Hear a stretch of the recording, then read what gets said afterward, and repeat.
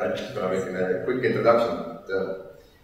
Also due to projects that we are doing here in Oman, we have realized that building an e-government is not that much about the E, but there are many other things that needs to be done before. And internally we call this initiative good governance, what needs to be done before the E starts in the e-government.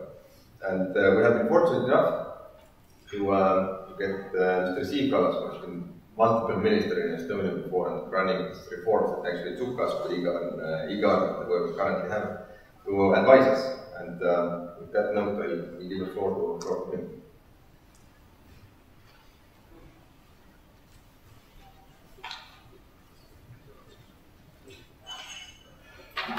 Excellencies, ladies and gentlemen, it is really an exciting moment for me and a real pleasure and honor to address such a distinguished audience. Of course, we are from a very small country and we are always very proud and very happy when we can also tell something what can be useful for other nations and other countries. This session on good governance will be focused on the Estonian experience of complex governmental reforms. We understand good governance as a process of improving the efficiency of the whole society, enabling economic prosperity and positive societal dynamics. We will be sharing the details of the decisions leading to present-day success and fast growth of the economy of the country. The following topics will be touched upon: policies and legal basis enabling e-transformation and good governance, lessons learned from the reforms in Estonia since 1991 when Estonia regained independence, practical measures for executing good governance. We believe the models used to kickstart the country in the 1990s can be of certain value to economies worldwide. Later, these reforms became supported and developed by the adoption of neo-modern ICT solutions. No other nation has had the opportunity or courage to reform their country on an electronic level to such an extent. This combination gave the country a developmental boost after the country regained independence almost 25 years ago. These reforms took Estonia from a country with a collapsed economy in the beginning of the 1990s to one of the leading e-societies in the world. Since Estonia regained independence, the country's GDP has risen some 7 times. Some estimations tell that a third of that may be due to minimizing transaction costs and inefficiency in the society through ICT solutions and consciously building up the IT literacy and awareness in the society. I'm often asked, what is the main industry in Estonia? Interestingly, there is none. Machine building, ICT and forestry are big sectors, but no one sector is dominant. In some ways, this is our strength and weakness at the same time. From one side, we are not depending on one sector only and vulnerable to collapse. From the other side, the government cannot really build up an economic policy to boost a specific sector with taxes or very focused investments. All that the government can really do is to build an environment which enables better business for any sector, from IT to agriculture. We have also a clean nature.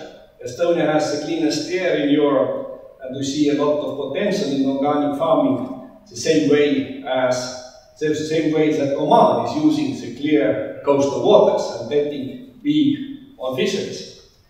Estonia is the leading nation using non-duplicating ICT solutions. Ministries operate and share data. No system has a duplicate, and an advanced legal infrastructure to run an increasingly electronic governance system. There are some important points. First is a once-only law. So this is a principle that no governmental agency cannot require from citizens data more than once. So once you give your data, that's done, and others have to manage between themselves how to use this data. Second important, what is very surprising in Europe, is that government data model is described on a legislative level. Legislative acts determine what data and where is gathered across the whole government. So it excludes the various bureaucratic initiatives to send some kind of formulas and more numbers and more information. This is legally regulated. This is, for instance, not, how to say, it's, in some European countries this is unimaginable. So, all important points: strong but not paranoid data protection laws. We believe that we should open up data as much as possible to enable public and private sector to make better decisions, be more efficient and innovative. However, we build strong technological and legal safeguards to make sure that the system cannot be abused. This is again an enormous issue in Europe. There is such a hysterical attitude to the data protection, which in very many cases creates serious obstacles for the development of business like ICT business and technology, electronic technology. Then all government agencies must accept digitally signed documents. And very soon government agencies will only accept machine-readable e-invoices. Estonian country e-infrastructure is based on many parallel initiatives that all need to be executed, otherwise the full picture will not start to work and you will not get the societal effect. Legal infrastructure, of course, must be there. Then unique technological backbone. Secure data exchange highway X road, which is very well known in Estonia, shared by all public bodies and the private sector, such as banks. Global access to services, use it from everywhere, any device.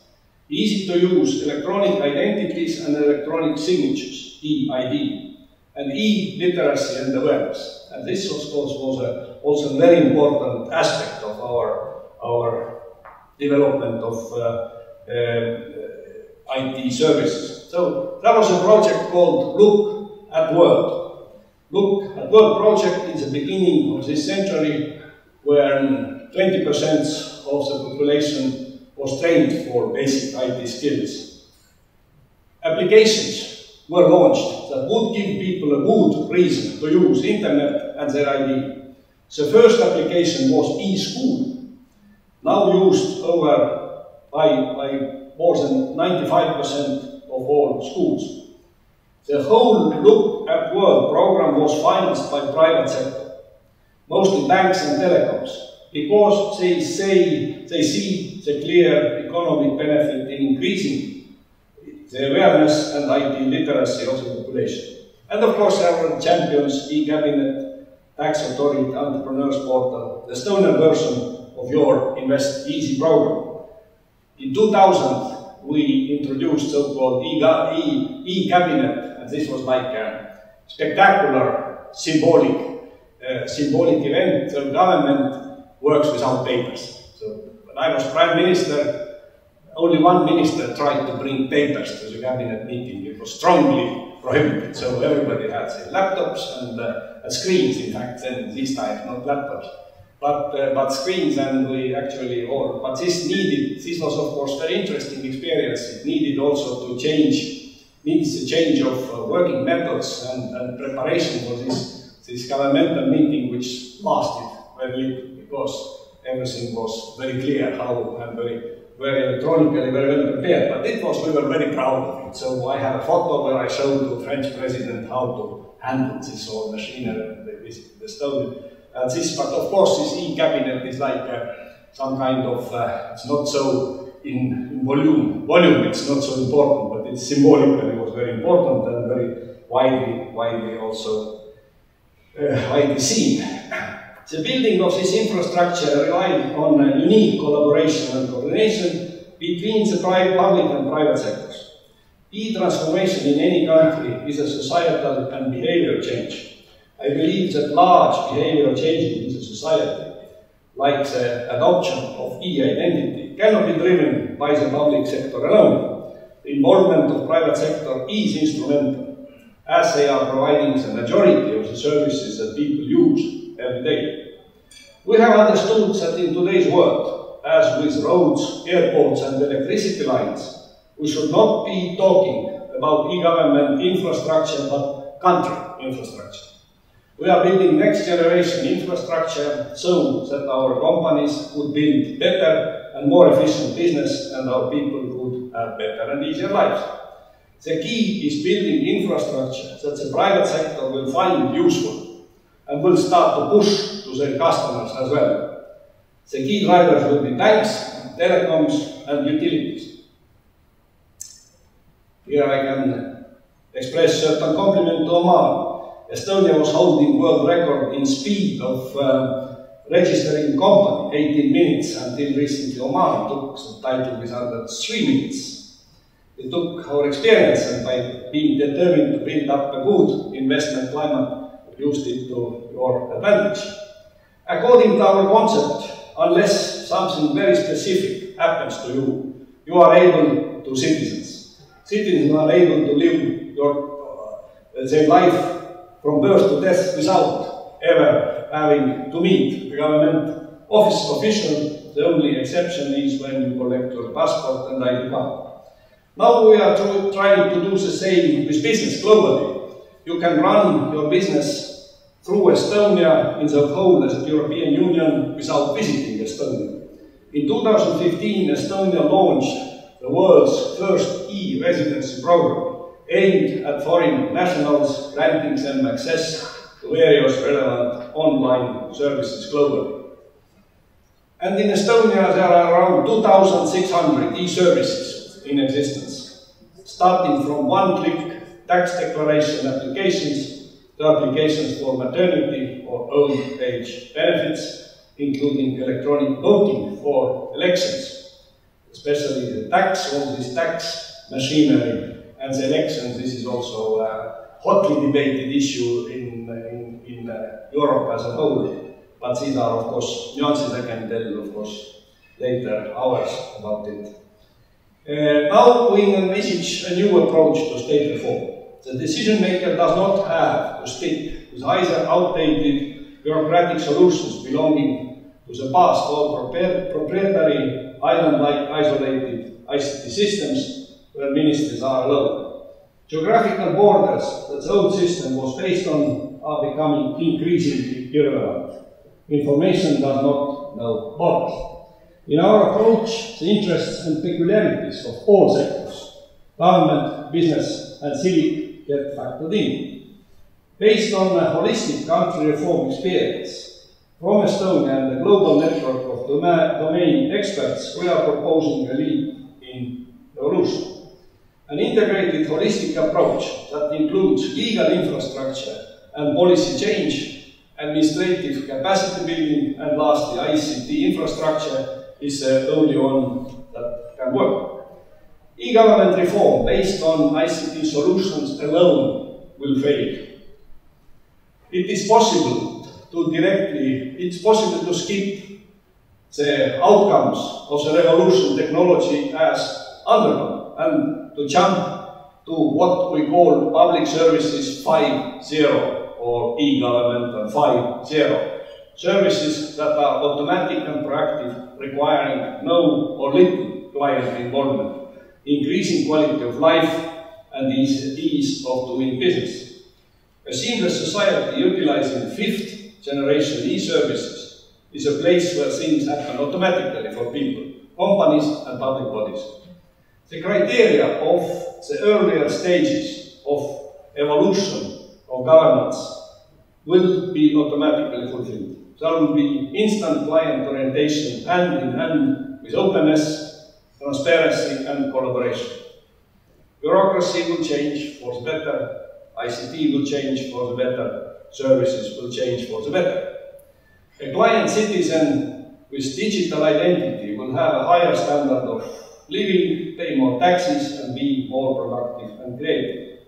The government is there to assist him so that things in his life just work and create an environment for companies for a more seamless way of operating. A nation where things just work will enjoy an increased in ease of doing business, which foster economic growth, as establishing companies, paying taxes, enforcing contracts, obtaining permits and securing investments will evolve to a new level. The obvious benefits from the elimination of hidden transaction costs due to an increase in procedural efficiency and rationality, reduced wastage and increased efficiency, a social dynamics where talent and capital will be free to function in their most productive role. Europe and Gulf Cooperation Council countries are very different and very similar at the same time. Europe is facing a declining population and unsustainable social welfare costs. Government size and efficiency is a constant topic. There is a question of the source of the next economic growth wave. We have issues with some of our members who are not behaving as responsibly as they should, but there are also many similarities. Like Oman, Estonia is working hard to be an attractive business and investment place. One thing that we are putting into practice is services that find entrepreneurs and citizens at the right time. The old notion is that companies and citizens should understand how government works. What we can learn from the successful private companies is that they have made it incredibly easy to consume their services, thereby attracting new and retaining existing customers. This is what successful governments need to do in the future as well. Make it easy for any new customer, investor or entrepreneur to consume their services. But country infrastructure comes in creating a seamless society where everything just works. I am impressed by the progress in Oman. I am glad that Estonians have the chance to contribute to your success, and I wish you all the best for the future of Oman. Thank you so much.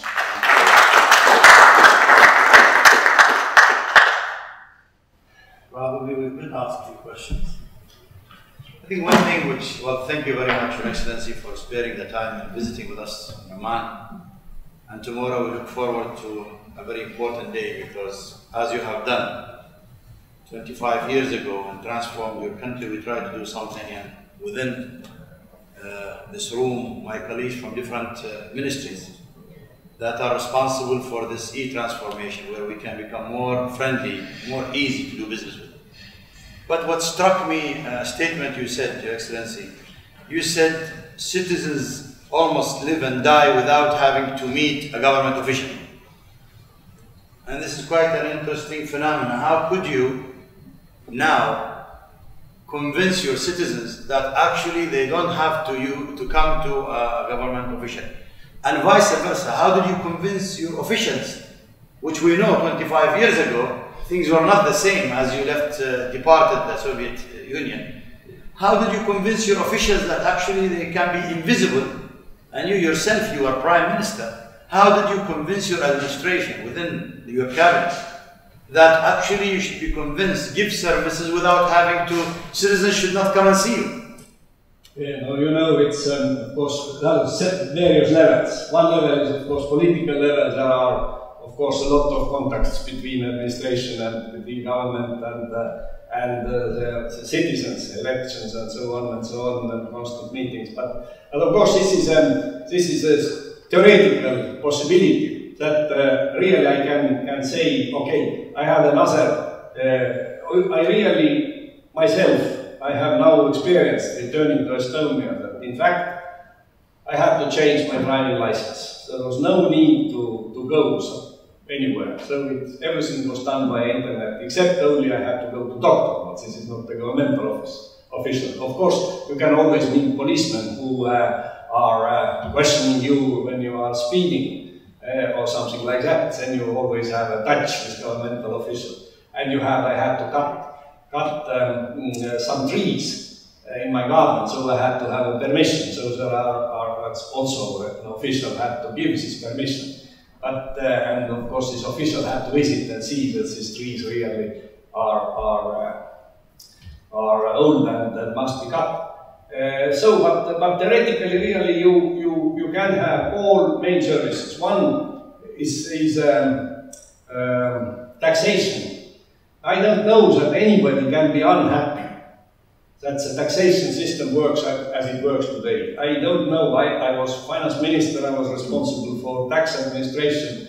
But this, for instance, in Germany, you have to have a lawyer to pay your taxes. It's so difficult, so complicated, and I don't think so that everybody is happy to have these complications. And of course, we have a quite simple tax system. It's of course one click, and more than 97% of citizens pay taxes, and everybody is satisfied. Officials have a lot to do with analyzing your tax declaration and looking is that everything correct and so on.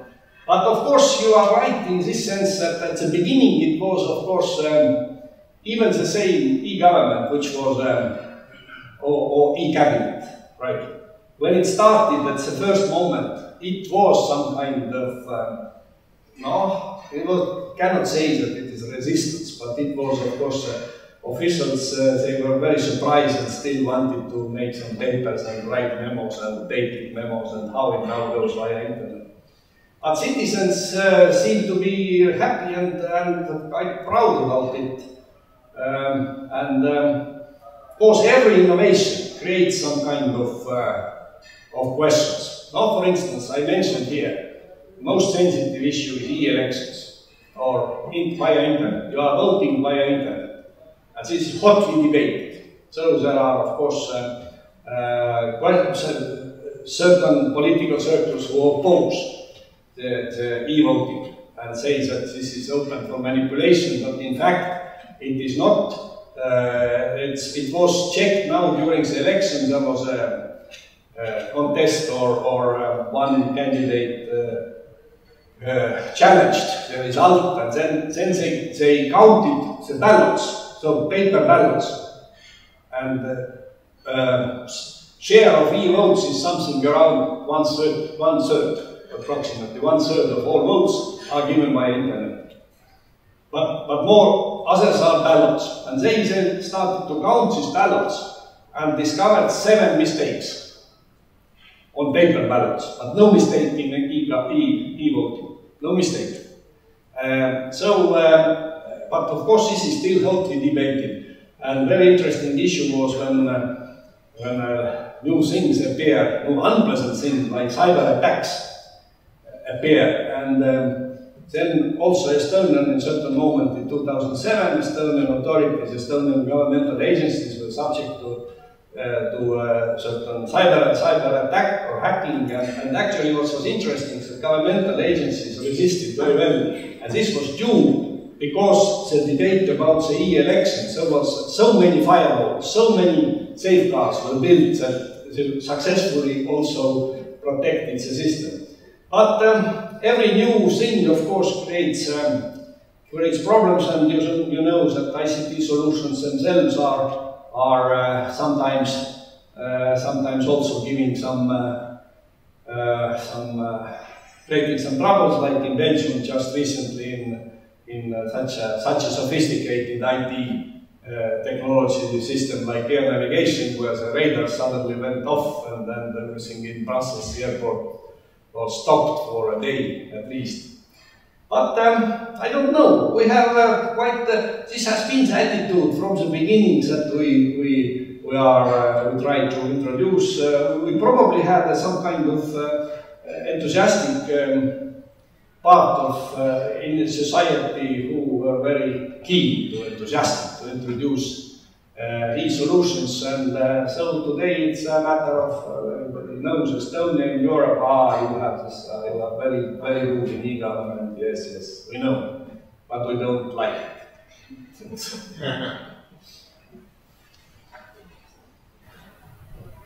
There is also one thing with open data.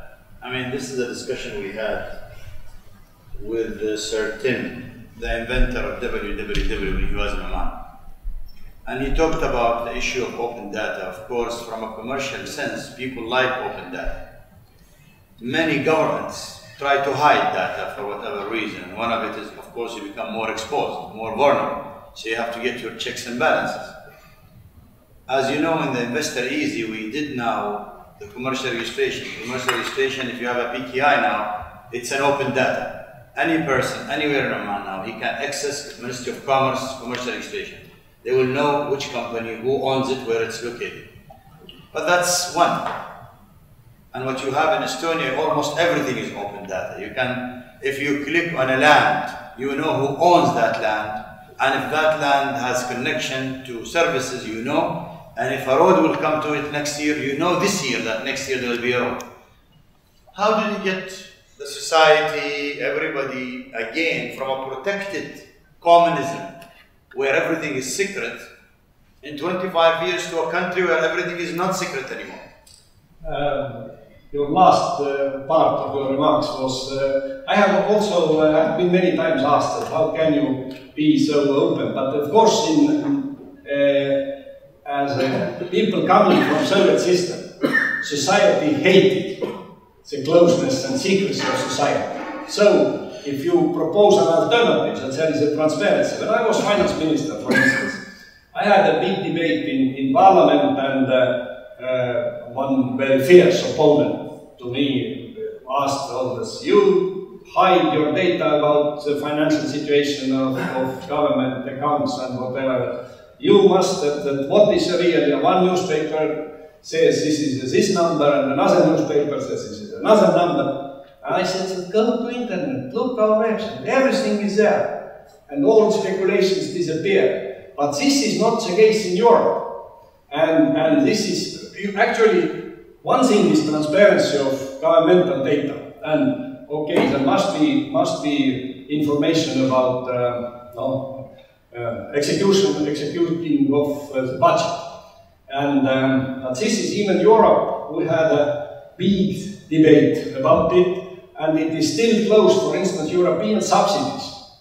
So European budget distributes a lot of subsidies. I fought in my being as European Commission Vice President for the register where everybody knows who is getting subsidies. Some countries are extremely, even hysterically sensitive about the data protection, private data protection. And I can tell you such an interesting story. We introduced in Europe such a system called eCall, which means that in your car there is some kind of device, and when you hit a tree or you will be in an accident, this device sends a signal, and some rescue team is coming and taking you to the hospital. You lose your consciousness, but you still can survive. Maybe, otherwise you will die. And then we were very happy, because you can imagine how complicated is all this software and everything, all the system. Device is device, but where this signal is going, in which language, where is the hospital, where is the rescue team. Estonians are traveling in Spain, what, and nobody, how it works, and we, 2 years hard work, and we did it. And then it was discussion in the European Parliament. I simply didn't believe what I heard. And the discussion was only about data protection. Somebody created an impression that this device will be traced, will be somebody, some bad people will follow the signals from this device and can see where they are going. I said, dear members of parliament, this device is sleeping. This doesn't work. It sends only signal when something happens. First, you have GPS, which is in constant satellite connection. And if you say that this is not traceable, come on. And then finally, one important politician said, at the end of this debate, said that, there was a lady who was Sylvie, and yes, Sylvie, you save your data, but you are dead. So this was, so this is a dilemma in all aviation. You probably know as well as me. in all passenger name records, all this information. This is such a heavy battle. We have agreed with Americans about the passenger name records and transfer of data, but we don't have such in Europe, because between European countries, doesn't exist an agreement. So, but this is really a very sensitive issue, and but why our society accepted the bigger transparency? Probably again, like I told already, that this is some kind of denial of previous society, which was absolutely secret and totally closed. And so everything which was a new opening, also opening of this data, and this has been accepted. But of course, in our case as well, not everything is open. Not everything is open. Still, you have, no, for instance, every information about your health. This is very well protected. And several other things, I suppose, as well. There are clear registers which are not open, and which are not. No, for instance, civil servant salaries are public, but salary scale, but not the concrete salary. But private sector, it's of course a private contract, and nobody can. There are constant attempts by press to ask that how much is the salary of this and the other person. But this is of course protected. This is not open. And so, but there is a big dilemma, and I think it's in every concrete case. But about opening the budget data, no, this is like normal that citizens who pay taxes should know that what is the budget doing. But even there are, of course, some. Everywhere there are special operations part which are not so should not be open. Otherwise, it makes it very vulnerable concerning the purpose of some operations. Thank you very much, Your Excellency. I think one thing that is about Estonian experience is the inclusiveness of public sector and the private sector. You know, especially when we talk about the digital identity, as I understand from Estonian experience, the success of digital identity actually because of the private sector, because of the banking sector, because of the telecom sector, and what is the incentives for the private sector to be part of this? Because today, for example, we have in the digital identity we are hoping also to include the banking, because if the banking and the telecom become part of the digital identity, they use the digital identity in the authentication, in the digital signature. It will be a success for the whole country, the whole initiative. What is a prescription and advice for us in this area? There is one specific nuance which probably is not. It's not so general, I must say. This is, of course, in Estonia, the very advanced digital, the introduction of most advanced digital environment came from banks. The banks started also from zero at the beginning of the 90s and introduced the most advanced technology. And most, they simply bought everything which was the best, which was available. And this, they probably already created this kind of things that for a very long time, private sector, or also especially banks, and then later telecoms, were also leading agents of digital agenda. So it probably can even a little be opposite, that it was not the government somehow acting in coherent manner with the private sector, and this has never been. But of course, it's also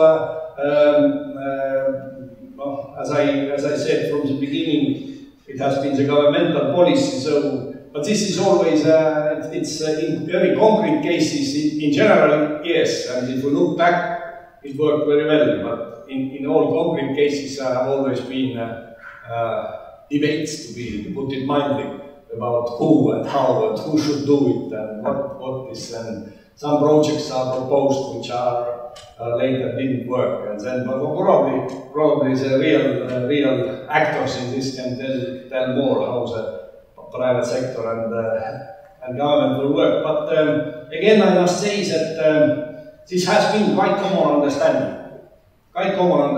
in Estonia. Private sector and government both realize that this is our chance. And as I told before, it's I think it's in this sense there is a similarity with Oman. Very small country, Estonia.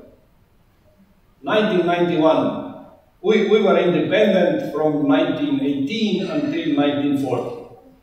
Fine. Then Estonia was occupied by Soviet Union and was occupied until 1991. And since 1991, we suddenly appeared from nowhere. And we really felt that we must close the gap.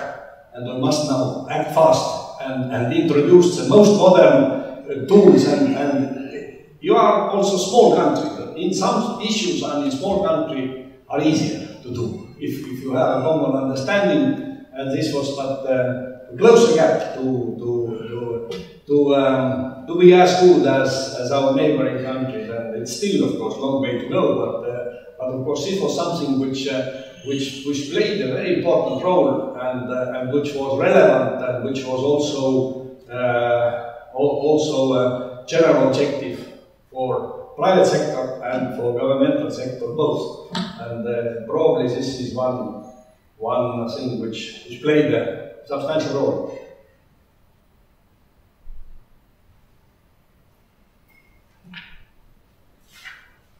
How do you proceed with my back? حد رئيس شيء?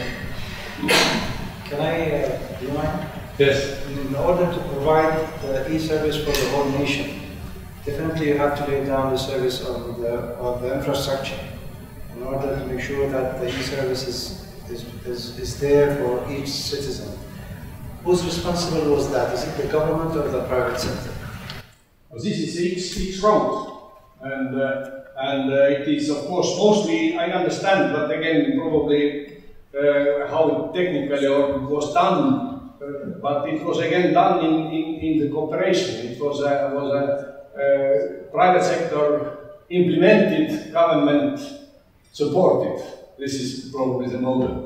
But government, it came from, I remember when it started the discussion about this X-road and this infrastructure. This mostly, of course, this infrastructure is built by telecoms, I suppose. This, what is physical, I mean, infrastructure is telecoms, and came from telecoms, and then, of course, government simply introduced some kind of governmental services to this thing, especially in remote areas where the physical access to services is a little more difficult. So the X-road was a state-owned infrastructure which then was availed for the private sector to use. I understand, yes. This was, so it means if I am a banker in Oman, I don't need to get your ID card as much as if I am Ministry of Commerce, because the police will allow the bank to read my ID information directly from their system. Yes. And I don't need to get a card. Yes. Similarly, other things. Yes. And if I am a private company who wants to buy a land or become a salesperson, I don't need to be Ministry of Housing to own that land. No. The government will allow me by law to read all of whatever is available, and I can avail it without getting a copy of the group. Yes. So private and government becomes one owner almost, except you keep something secret within the network of the government. People's personal data, pay record, problems, healthcare, all of that is kept out, and sensitive data. Otherwise, everything else becomes ownership of the private.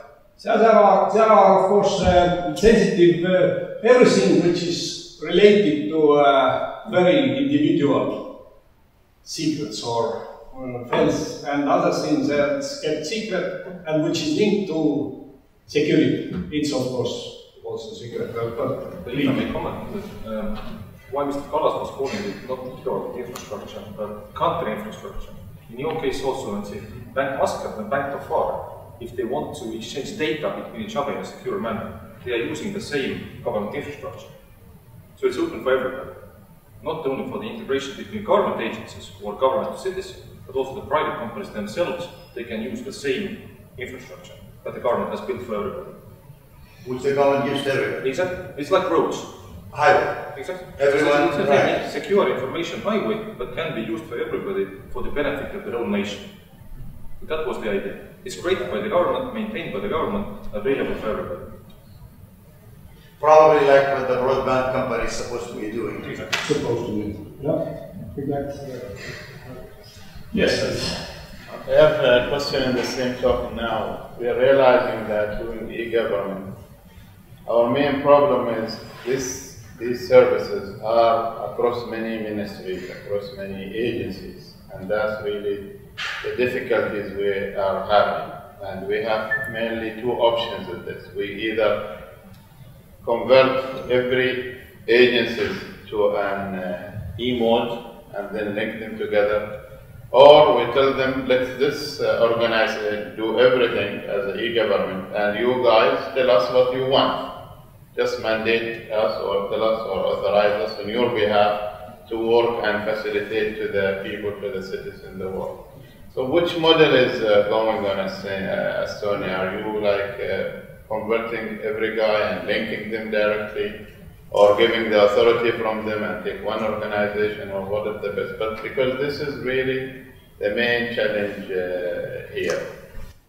I understand your question very well, but I probably cannot give such an exhaustive answer what is the right model, because we had the same type of debates. First, we tried to, we had in Prime Minister's office certain group of people who tried to coordinate it.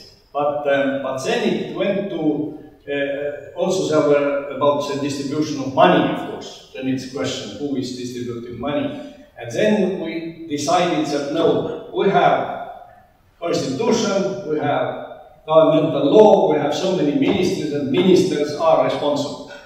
But certain coordination at government, Prime Minister's office level has always existed. But of course the main work has been done by ministries, and we didn't create any special organization. And this was debated, but you really, I must say that all options should be discussed. Maybe it's, but if you create a special organization, then you will 2 years define the responsibilities and distribution of labor. It takes you an enormous debate, and you don't solve all details. Every solution has negative sides, positive sides. It's better than governmental agencies. All ministries in the Estonian case were motivated and are clear that this is a priority, this will be done. In my actually being still, of course, the coordinating ministry was the Ministry of Economy and Communications. And it is still, I suppose. It is still. So the ministry, one ministry is coordinating, but they don't have any some kind of dictatorial powers or territory. The coordinating ministry is Ministry of Economy and Communications.